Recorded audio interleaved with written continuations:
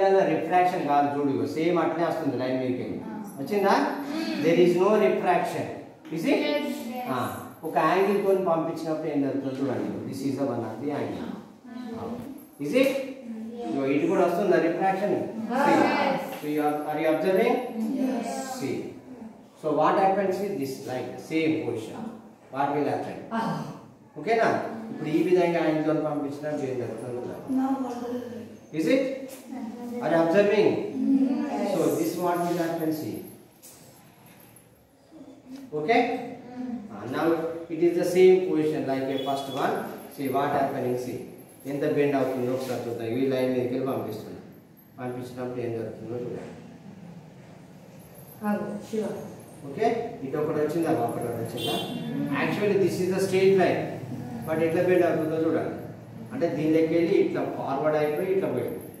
ఓకేనా? రిఫ్రాక్షన్ అయిపోయింది. ఏం జరుగుతుందో చూడండి. యాక్చువల్లీ ఇది స్ట్రెయిట్ లైన్, బట్ ఇటు వచ్చేసింది, ఈ లైన్ వచ్చింది, ఇటు ఒకటి. ఓకేనా? Same that one also. ఓకేనా?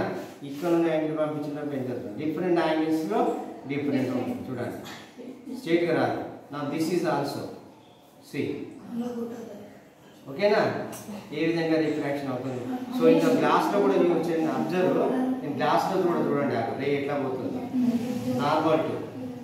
ఓకే, యాంగిల్తో పోయినప్పుడు ఏం జరుగుతుందో చూడండి. యాంగిల్తో పోయినప్పుడు ఇటు ద గ్లాస్. ఓకేనా? This is the which one? Vertical. This one is the so this one is the vertical. This one is the vertical. Prathamenga this parallel distance is the called vertical. This parallel distance is the called lateral shift. So what is given? See formula. Ri means what is Ri? Refractive index. Ri means refractive. The thickness of the glass. What is the thickness of the glass?